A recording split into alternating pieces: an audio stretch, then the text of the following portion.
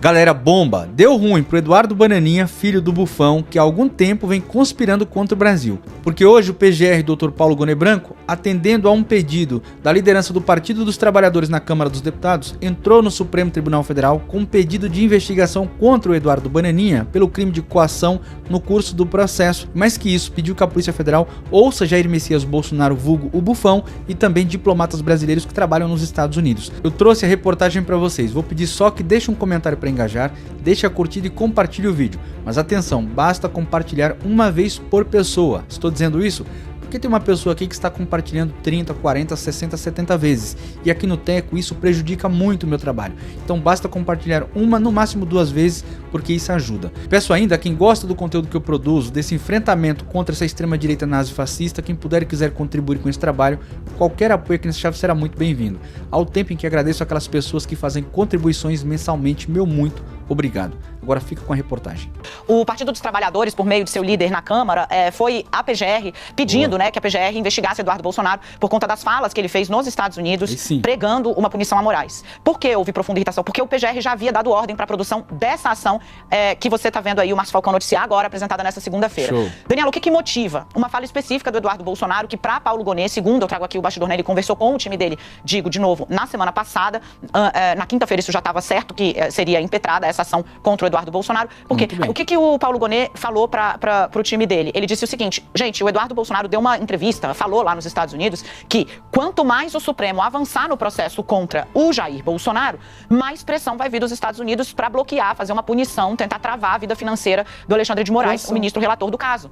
Para Paulo Gonet, isso a tipificação é coação no curso do processo, que é o quê? Você ameaçar o juiz que está tocando uma investigação com sanções para que ele não faça. Na Central Globo News, já ciente desse bastidor, eu até trouxe a informação de que, novamente, a família Bolsonaro vem produzindo provas contra si mesma, porque essas declarações estão sendo dadas à luz do dia. O Paulo Gonet disse para a equipe dele, falou, não existe coação em curso de processo mais clara do que essa. Você claramente diz que se o juiz andar com a ação, o juiz vai ser punido, vai ser pressionado. Qual é aí a questão de fundo, né? É obter uma decisão dos Estados Unidos para aplicar uma sanção que impeça Moraes de entrar nos Estados Unidos, ou seja, não possa ter visto e bloqueie bens que ele tem lá fora.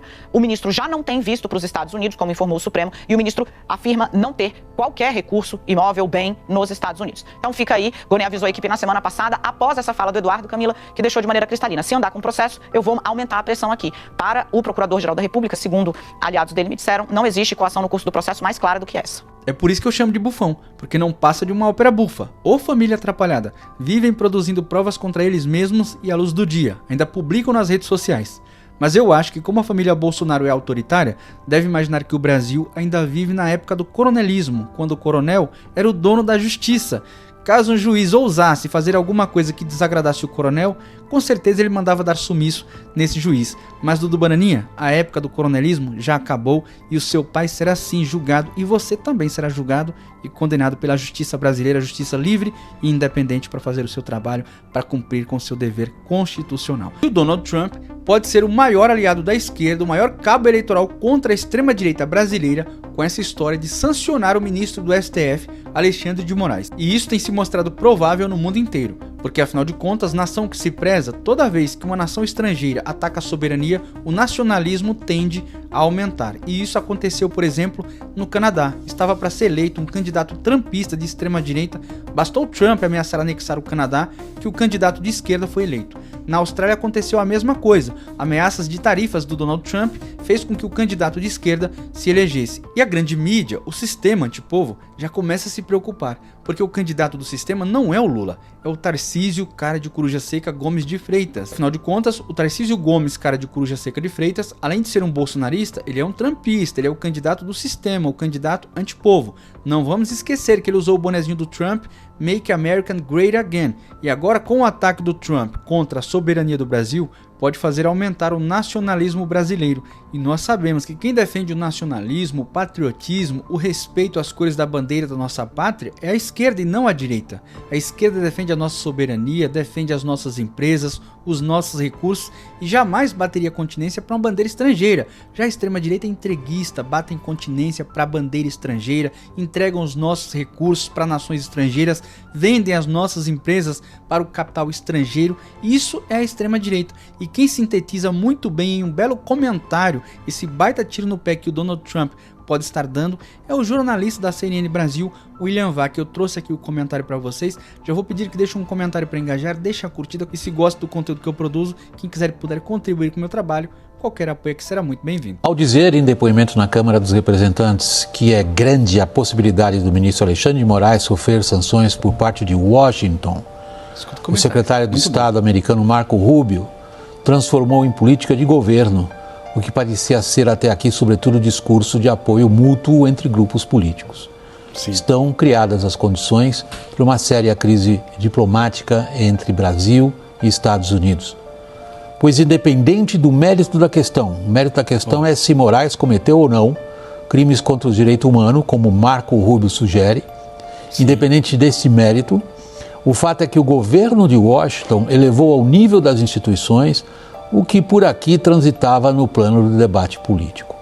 Exatamente. Moraes é o principal condutor do julgamento no STF do ex-presidente Jair Bolsonaro, que o secretário de Estado americano admitiu implicitamente hoje à tarde também ser vítima de perseguição política.